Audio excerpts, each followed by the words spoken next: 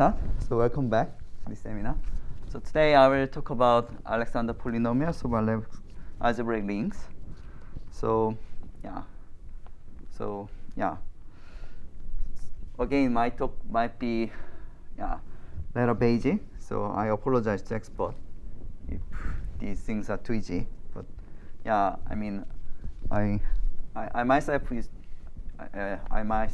new here. So yeah. Let me start from the beginning.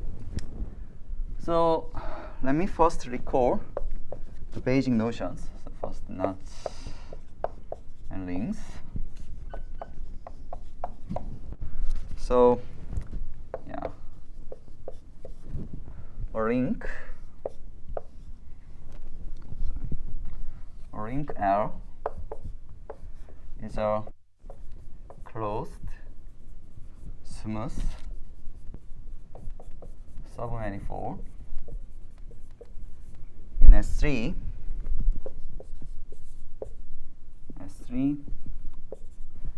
such that each connected component Li of L is diffeomorphic to S1. And when a link is connected, or connected ring is called link L is called a knot.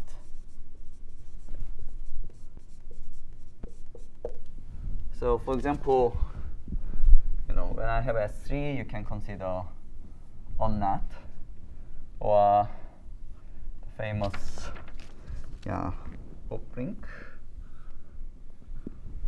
Or you can also consider, so this is ring, famous hoop ring, and this is a knot, and you can consider several copies of a knot.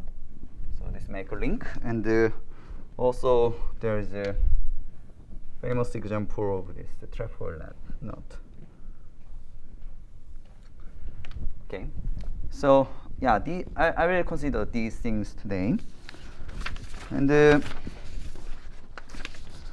me. Because I'm an algebraic geometer, let me consider rings naturally arise from algebraic geometry. So let f again be a function from C2 to C, where f0 is equal to 0. So let me just assume that this is polynomial function. Then again, let's suppose that this fxy is equal to 0, has an isolated singularity at the origin.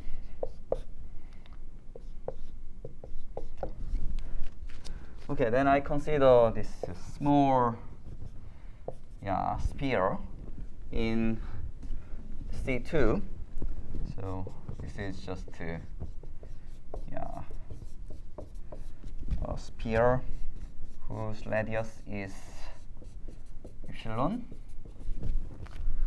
And then I consider this intersection with this small ball, a small sphere with this general cos of this function, and then I consider, I obtain a ring in S3.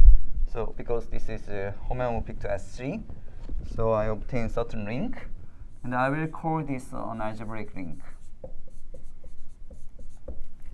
So this is a ring naturally arises from algebraic geometry. So for example, when f is equal to xy, then one can show that this ring is nothing but this hoop ring. And when f is equal to x to the x cubed minus y squared, then this L is nothing but this trefoil knot. Always difficult to draw this. Anyway, yeah, so this trefoil. So these two are typical example of algebraic link, but also we can consider one more very important example, that P and Q be two natural number which are coprime to each other. Then I consider this circle in C, and then I consider two map. So first S1 times the torus embedded into S3, where X and Y maps to this X over square root 2 and Y over square root 2. Then you see that then this S1 times S1 embedded into this S3, and also I can consider a map from S1 to S1 times S1, where this Z here maps to Z to the Q and Z to the P. Okay, then if I compose this function, so if I compose this function, this ZEPQ, then this maps from S1 to S3, and I will consider the image. So the image is a so-called torus knot, PQ torus knot. And it is easy to see that this is indeed an intersection equivalent to intersection of S3 with this X to the P minus Y to the Q is equal to 0. So these three examples are, the typical example I will talk about today, but as you see, any polynomial function, I can consider this algebraic link. Okay, is there any question?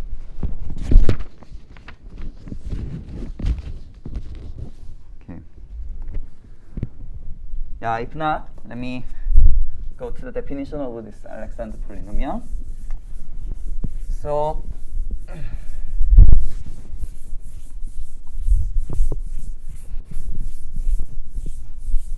what is Alexander polynomial? So yeah, let me quickly go to the definition. So again, let L be an oriented ring.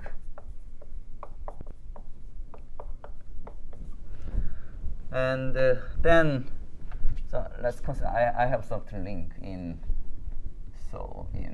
S3. Then I can always find a surface, or a compact oriented surface whose boundary is this L. So yeah, this is too simple picture, but anyway, an oriented compact surface F in S3, so this is F, such that whose boundary is L is called a cypher surface for L. So as you can guess, so the cypher surface is not unique. So if you add some handle here, then you can add, you can have another cypher surface. So there are lots of cypher surface for given this, this for this L. So, but in any way, a useful fact is that any link has a cypher surface.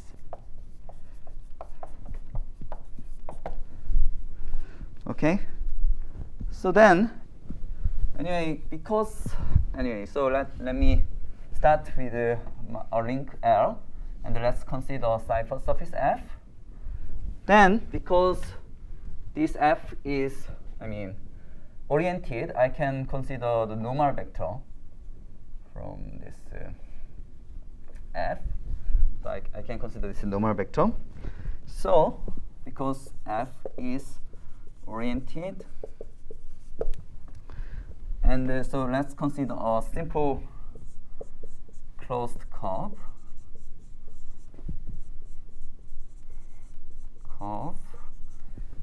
on F. Then I can define so-called L plus.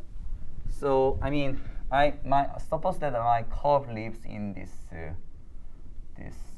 surface. Then I move this curve slightly to the normal direction. Okay, I just translate my simple closed curve into normal direction of slight bit, and let me define this L plus to be so-called positive push-up of L. This is a curve runs parallel to L and lie above F in the normal direction.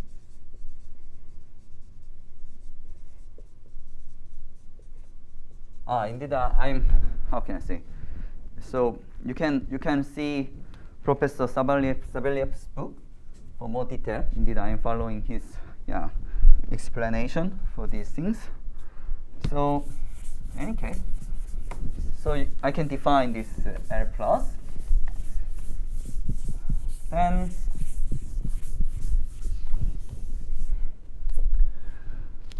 so let simple closed curves L1 to Lk represent a basis of this H1 of this cipher surface. So I have this cipher surface, and I start from my link L, and I fix my cipher surface F. Then I consider some basis of this H1 Fz, and I represent this basis by this simple curve. Okay, then definition. The ciphered matrix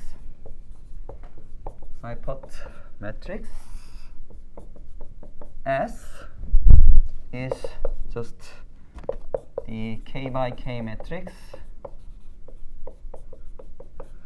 whose Sij term is a linking number of I and Lj plus.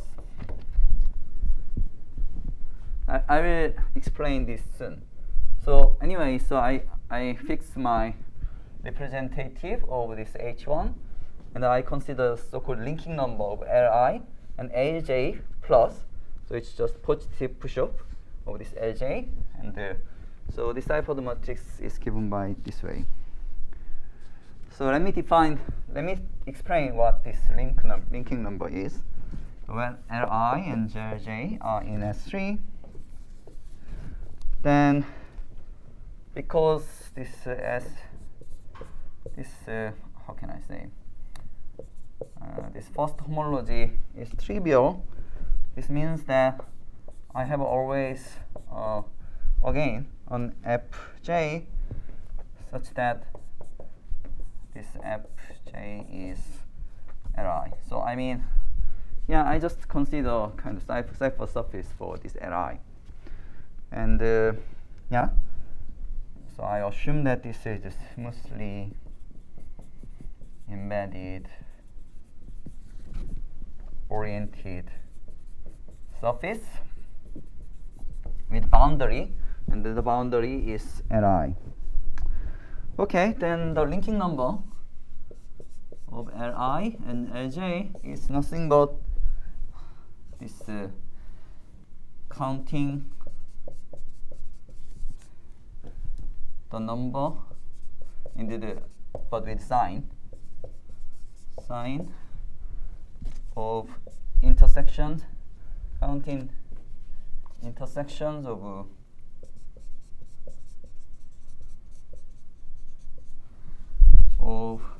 Fi and Lj. Okay, so I mean there's a certain way to orient this surface, and then I count this intersection with Fi and Lj, and then yeah, I can obtain this linking number. Okay, so is there any question so far? Maybe, yeah, is there any question? No. Okay. So let me keep going. So, I mean, yeah, these things are maybe too easy for experts, but I mean, I just want to start from the beginning. So let S be the cipher matrix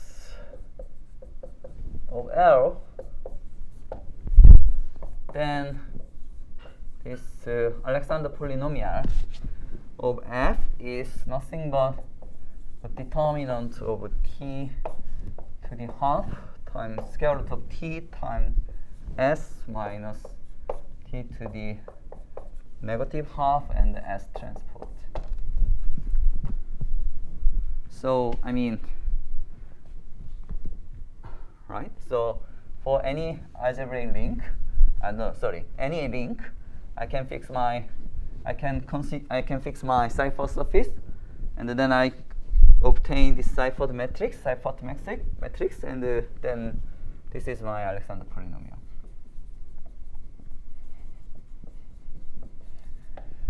Then a natural question might be, yeah, because this ciphered surface is not unique, one can ask that whether this is well defined or not. And the fact is that this Alexander polynomial is well defined up to the power of t to the some number. So yeah, so this is very amazing fact. And so for example, I can compute some Alexander polynomial, for example, for PQ torus not case. One can compute this Alexander polynomial, then this is nothing but t to the, if I use this definition, then this is nothing but p minus 1, q minus 1 to half. But I will ignore this term in this talk, but anyway. And then one obtain t to the pq minus 1 times t minus 1 and t to the p minus 1, t to the q minus 1. So one have this beautiful formula, and anyway, one can compute this Alexander polynomial for PQ torus knot.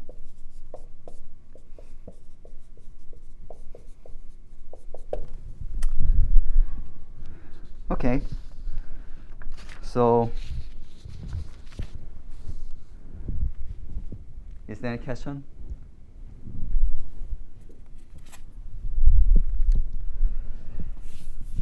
All right, let me now go to the main topic. So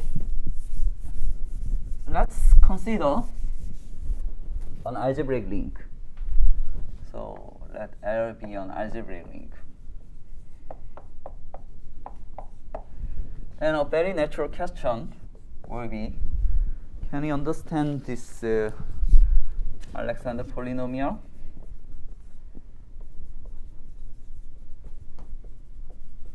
This Alexander polynomial via in terms of algebraic geometry. So yeah, the answer is yes.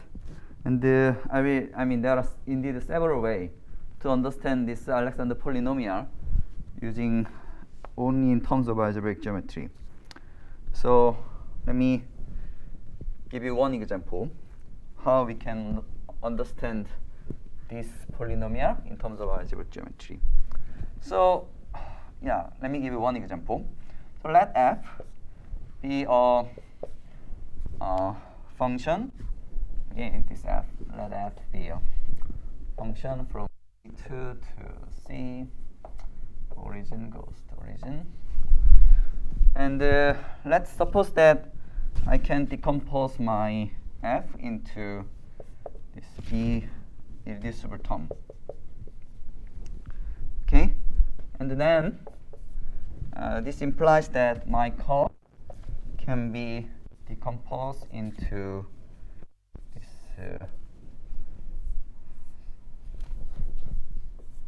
several terms.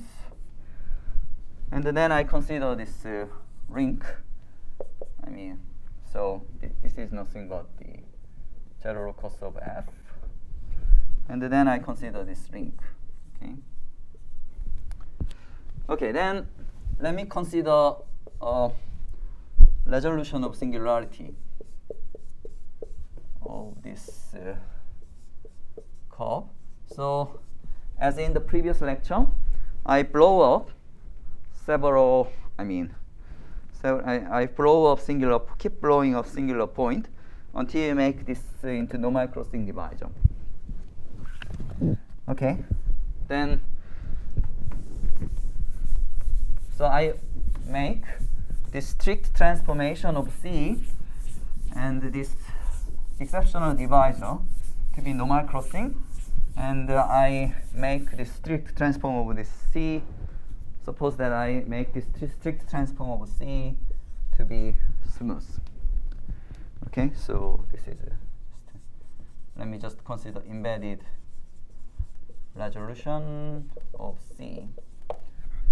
So for example, so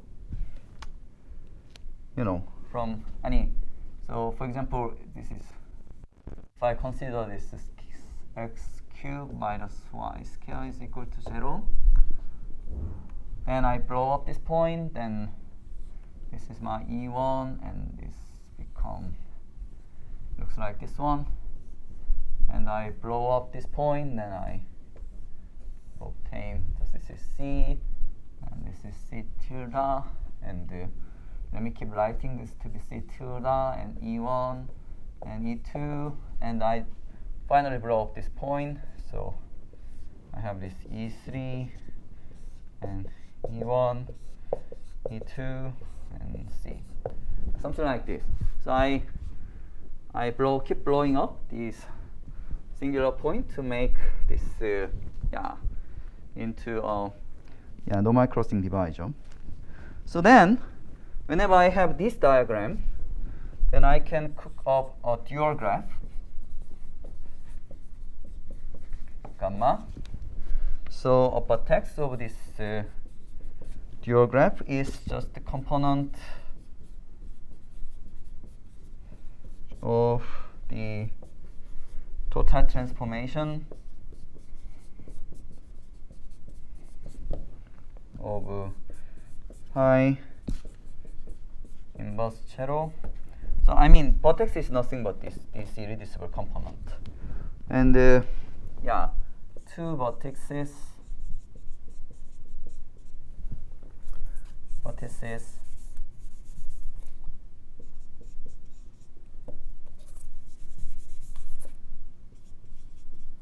of gamma are connected if they meet. So for example, for this case, there are 4 vertices. So this corresponds to E3, and this corresponds to E1, this corresponds to E2, and this C sometimes people just draw it in this way. So I mean, I can always make this dual graph, and then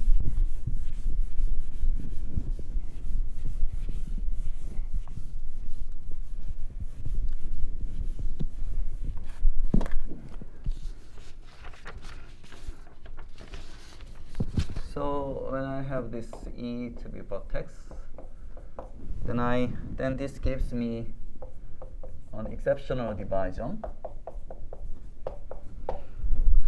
So, and then I consider this E delta,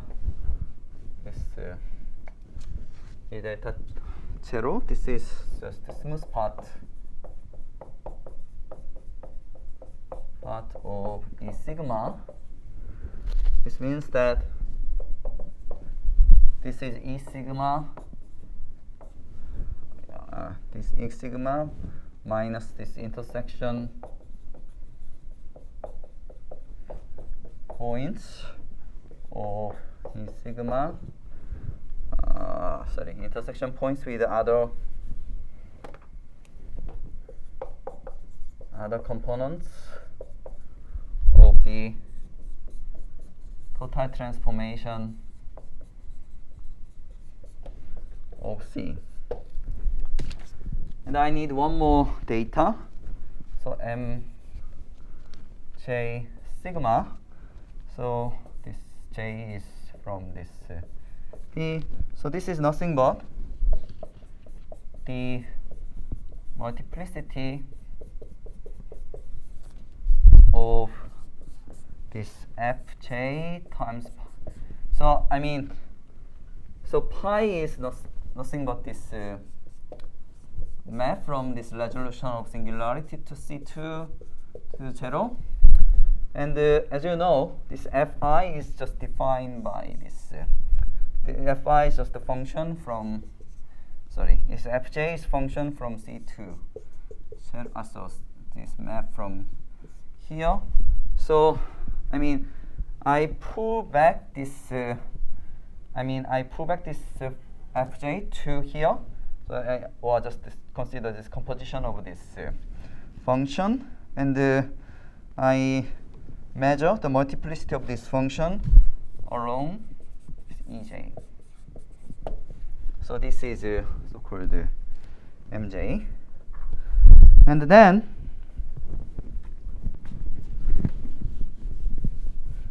beautiful theorem by Eisenberg and Neumann is telling me that the theorem by Eisenberg and Neumann tell me, so this let me call this delta C and this T1 to TR, TB. So let me just record that. So my C has this several irreducible components, so C1, C2, CB, and just this is just defining equation of this F1 is 0, something like this. This is just the defining equation of this one, and then so this one is I define this product to be this 1 minus t to the m sigma and minus chi e sigma delta at 0, and the relation between this thing and the classical Alexander polynomial is this is so-called multivariable Alexander polynomial, but I will not define what it is today. And one can check that 1 minus t, if I plug t equal ti for every I here, then t, then this is nothing but this Alexander polynomial for this ring. So I mean, this is one way to obtain this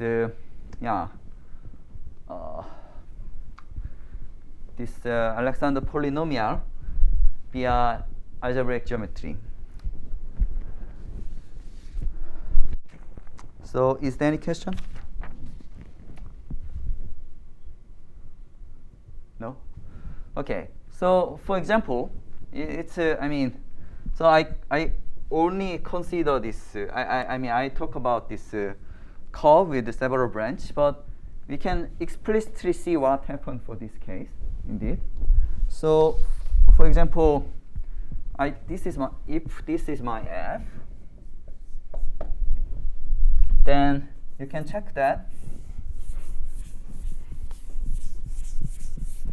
So if this is my f, and then you can check this. So this composition is phi, and I can compute this pi and f and inverse, and I consider this this multiplicity here and here and here and here. So then I can check that in this case this this is nothing but this c plus 2e1 plus 3e2 plus 6e3. One can check this multiplicity here, and then you can just compute this this number. So this ct this is one branch only. So I compute this exceptional divisor. So there are 3 exceptional divisors, and the multiplicity is 2, 3, 6 here. So this is 1 minus t. But as you saw, this is this is just a sphere touching with this this is c. So this E1, this one is nothing but S2 minus point. So one can check that. Okay, then this is just Euler characteristic is just 1. So this is square, and but I need -1, so -1, and so this case, this is t to the t cube 1 minus t cube, and -1 times. For this case, this is 126. So I'm explaining this procedure for this simple example.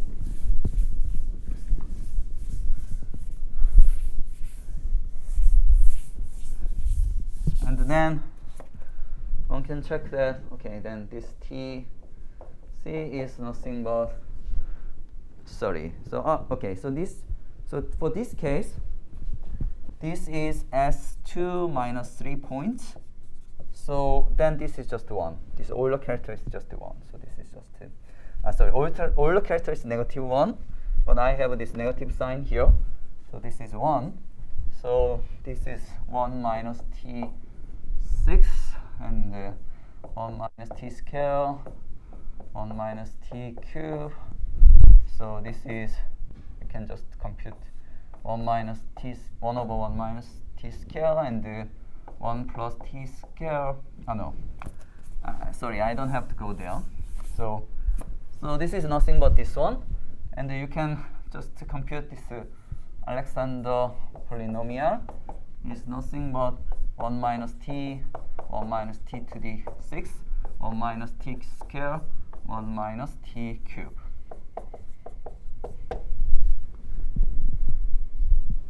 So one can see that this example works for this case. Okay, is there any question so far? No question. Okay, thank you. Okay, so then,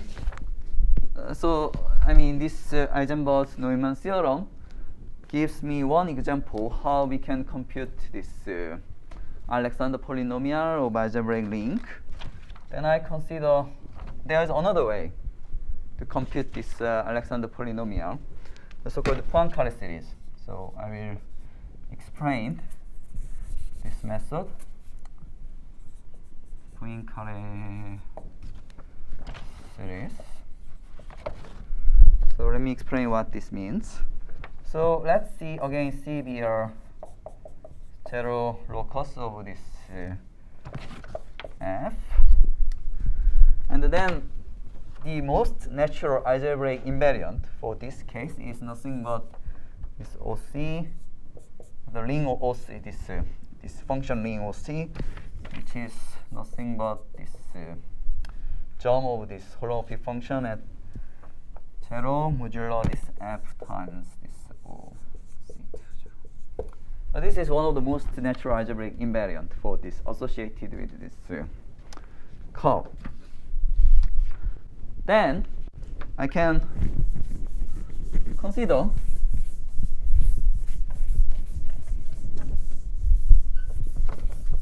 a normalization, or I don't know, maybe uniformization of this germ. So let me consider this uniformization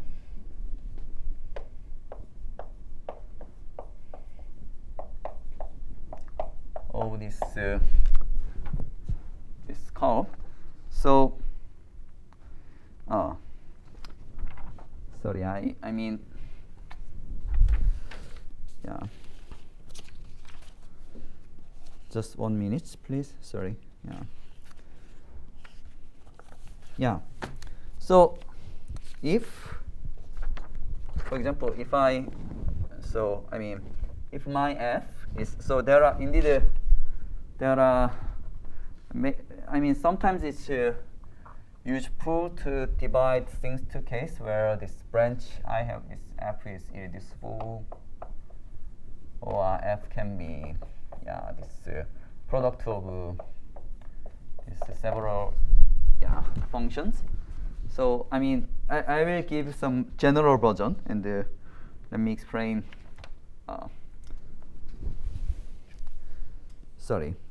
No. Let me consider. Sorry, 44. Just keep changing these things. So for simplicity, let me consider this case, and then let me explain this later. Okay. So let's consider F is irreducible. Let's assume this F is irreducible. Then I can, then there's only one branch, so I can fix a uniformization of this, this curve. Then whenever I have function in this ring, then I can define Bg. So the order of the function G composite phi, which is mapped from C0 to C at the origin. In other words, this is nothing but if I consider, how can I say, if I think this function, then this is nothing but A times something, this Bg. So this is tau is just the uniformization parameter, and the A is nothing but just coefficient of this one. And so if I consider Taylor expansion of this holomorphic function, then this is nothing but these things plus higher order term.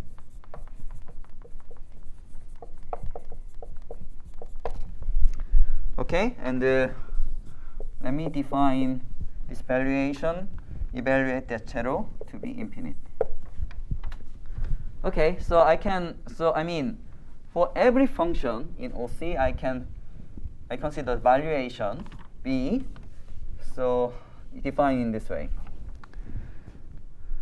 Okay, then I can consider filtration of this function ring well, this valuation is greater than or equal to I, then by this data, I can consider for the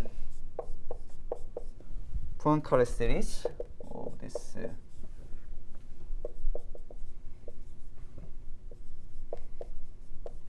fi quotient fi plus 1 times t to the I. So I mean, the idea is there is valuation from this ring to this G union this infinite set, and then I can make a natural filtration on this function ring, and I consider this Poincare series. Okay. The claim is that maybe I should. Okay.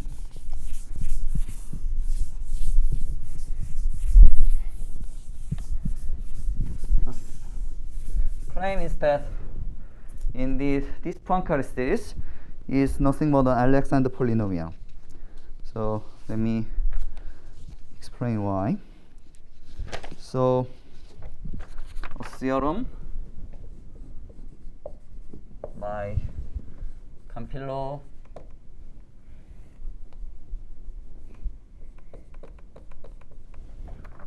and Delgado and Gouchain Jade. Sorry.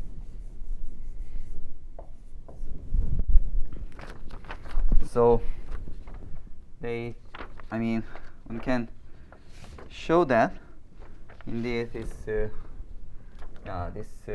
Alexander, this gives me Alexander polynomial. This LT is nothing but this polynomial T. So let me explain why. So for this case, so I mean, before show you the sketch of proof, let's consider this simple case. So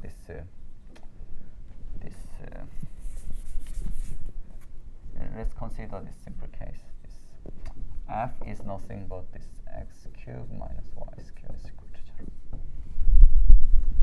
Okay, then by uniformization, I just consider this. I mean this c to here.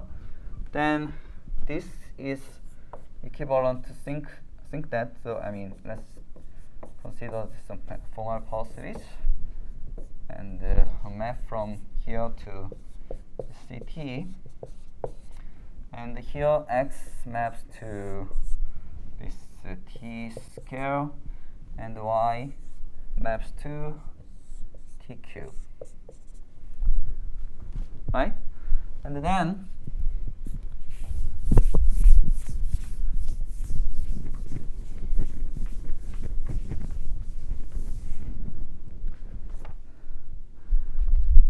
then I mean, so okay, let's consider first few terms.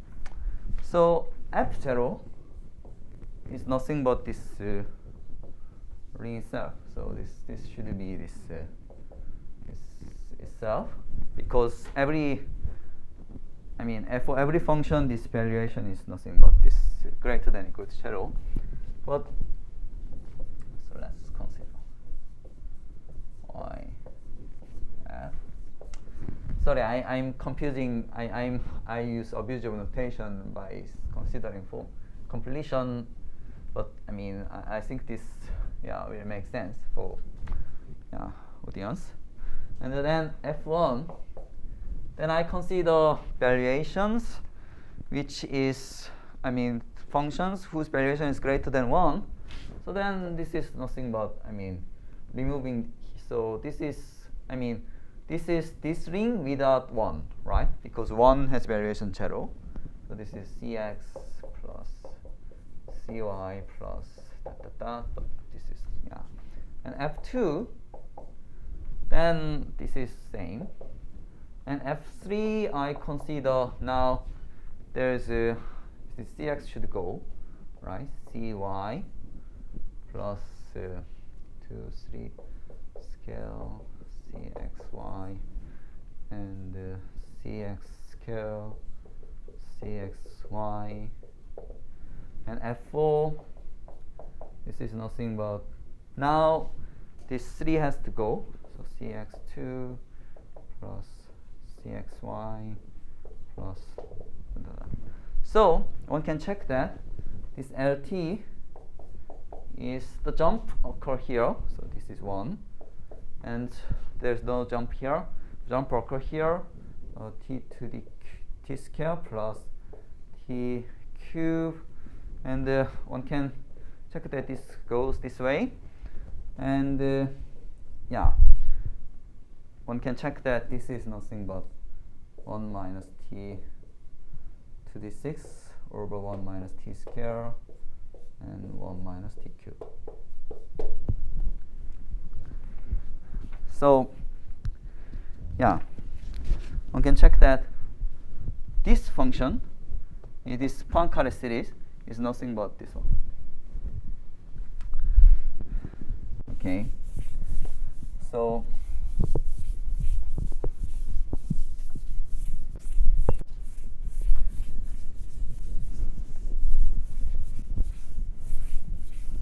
and there's one more. Oh, sorry. There's one more explanation of one more way to express this Alexander polynomial. Let me also explain that. So just one more piece. Yeah, where it is? Okay, the so-called zeta function.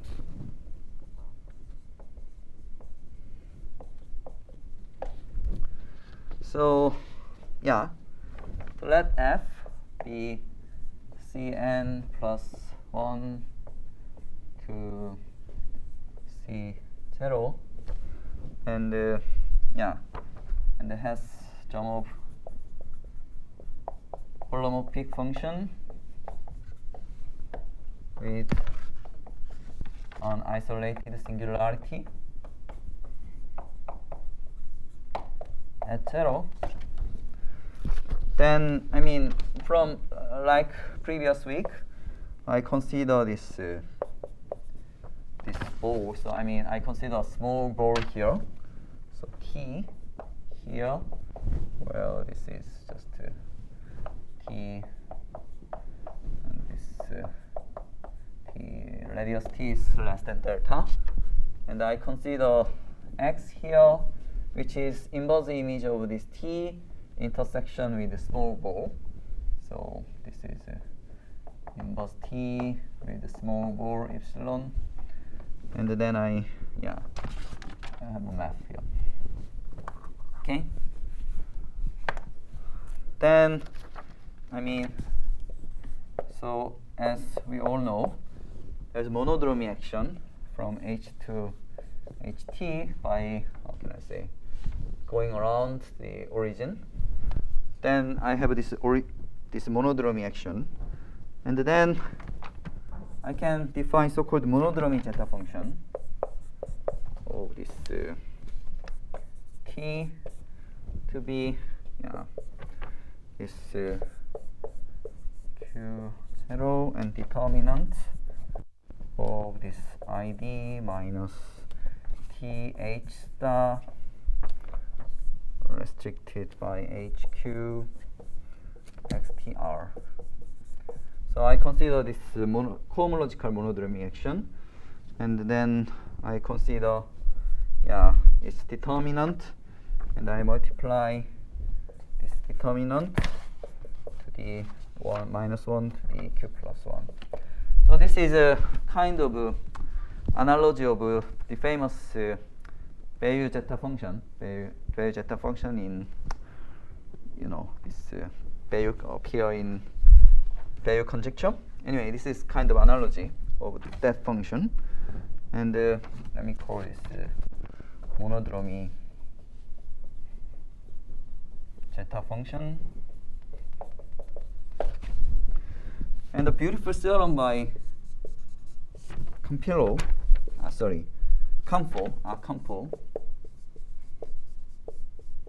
tell me this monodromy zeta function is nothing but this.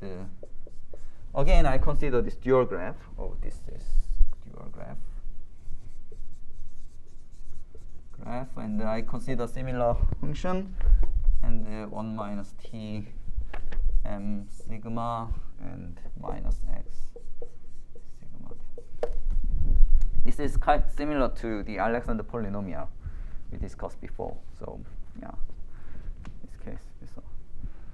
And this Campillo and Delgado, and this theorem can be also interpreted as this. This one is same as this one. Okay, let me give a sketch of proof for this result. So, sketch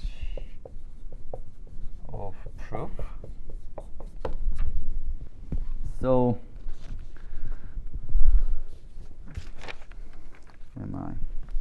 So yeah, this proof is quite similar. I consider this resolution of a singularity of this embedded resolution of singularity, and then then I have a dual graph. Looks like this one.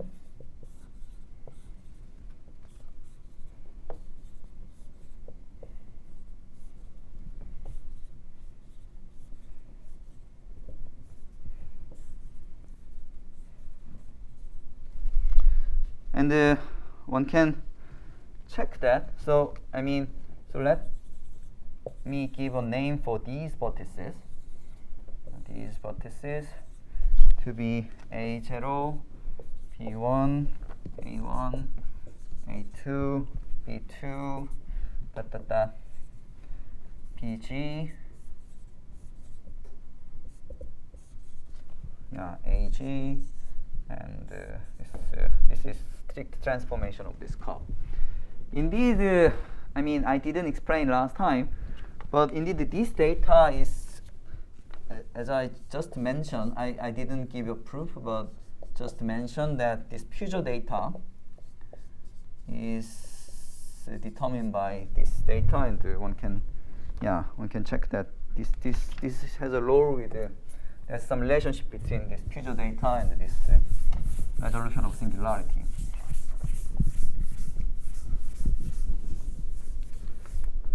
Then, one can check that.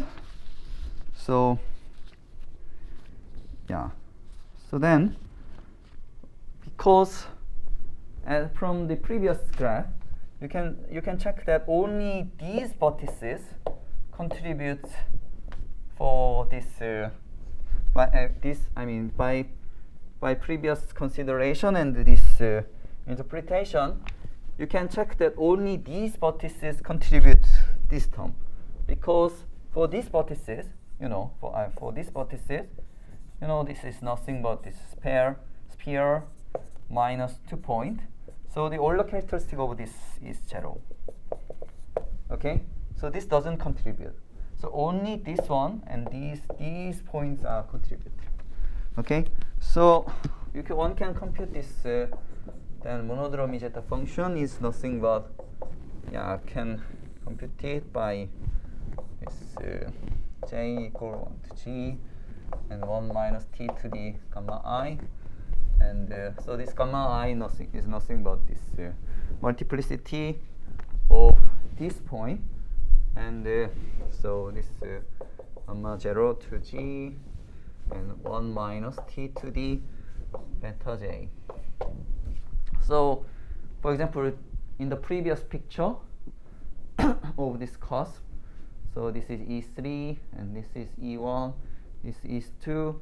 Then as you see, this is multiplicity 2, this is multiplicity 3, this is 6. So this is nothing but this 1 to the scale to the q 1 minus t to the 6. Okay, and then for left hand side, I can I can define so-called semigroup of G where there exists a G such that this value of G is I. So I consider, as I told you, I have a map variation from OC to G, and S is just the image. Then one can check that this is a semigroup.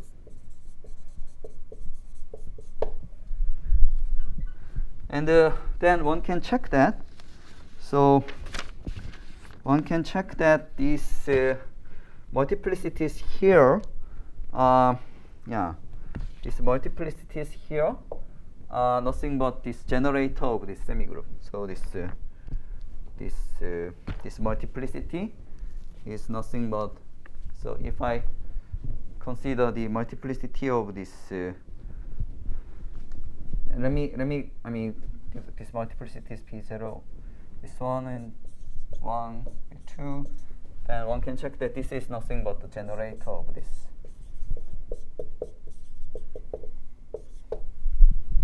Okay, then you can compute this Poincare series, and one can check that this is nothing but this I belongs to STI, and one can check that, by this description and this multiplicity consideration, one can check that this is nothing but this zeta function by this identity. Sorry for very the proof is very sketchy, but anyway, this is the basic idea. Okay, so then let me finish. So anyway, so I explained you there are at least 3 ways to understand the Alexander polynomial in terms of algebraic geometry, and let me briefly tell you why the spectrum is related to this Alexander polynomial. Because so when you see this example of torus knot, and for torus knot case, when you see this torus knot, then this is nothing but 1 minus t times 1 minus t to the pq, and 1 minus t q, and 1 minus tq. So for example, if I consider, sorry, this is kpq. So if I consider this, for example, 2, 3 knot, then this is nothing but this one. And you can check that. So this is the, how can I say, numerator is degree 7, the denominator is degree 5. So this is degree degree 2 polynomial. And one can check that this is nothing but e to the 6 over 5 times 2 pi I, and t to the e 6 to pi I. So these are indeed exactly the spectrum. And one can easily check that this is true for every torus knot case, PQ case. So how can I say, this spectrum up here for this Alexander polynomial. So, and one can easily, one reason, one explanation why this is the case is that we already saw this zeta function is more or less Alexander polynomial, right? And because, so for when C is an irreducible curve, when C is irreducible, one can check that this monodromy action is not semi-simple. So almost by definition, the spectrum is naturally matched with this, this monodromy zeta function. Because this is a monodromy zeta function and this monodromy is semi-simple, one can check that this is, this spectrum naturally appear. But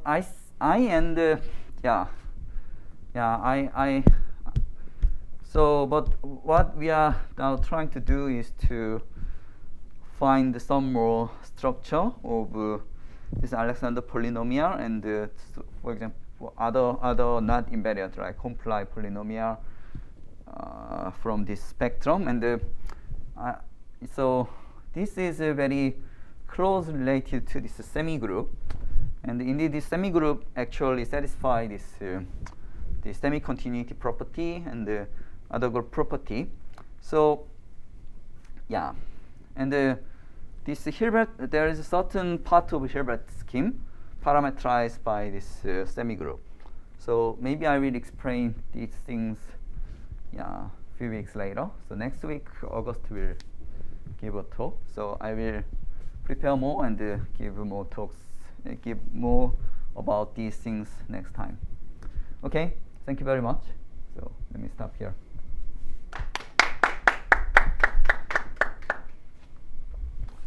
Yeah, is there any question? So, yeah. in the definition of the Alexander polynomial, or even for the delta CT Yeah. in the Neumann Eisenberg theorem, Yeah. the T is a variable, formal variable corresponding to the number of the irreducible component of Right. growing up.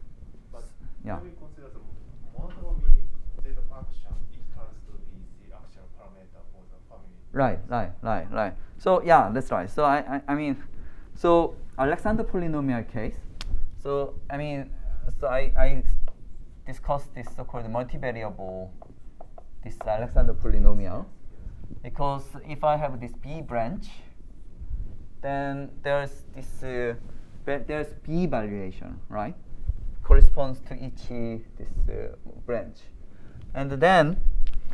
Yeah, then I mean, so then this polynomial is function of this t variable. But if I, how can I say, plug t1 to be tb or ti, so if I plug t to the or b ti, then one can check that this t times 1 minus t, this is actually the topological Alexander polynomial of this one. So I mean, you are completely right. I mean, because I have B branch, so the multivariable in the previous formula by Eisenberg and Neumann, it has some kind of multivariable things as multivariable. There's multivariable and the multi exponents, something like that. But if I plug t to the or to the ori ti, then this gives the actual Alexander polynomial. Yeah. Then perhaps, as we have discussed last time after the seminar, we may consider the general delta C equal to TB as a kind of the degeneration over the multi-parameter. Maybe, yeah. Sorry, I don't know about that, but maybe that's true. I haven't think about it. We are here just thinking the case of the. Yeah, we just go via diagonal. Right. Right. Yeah, I think so. Yeah.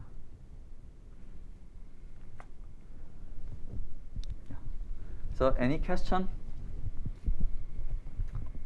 Okay, then let's resume next week, and August will continue the seminar. Okay, thank you very much. See you.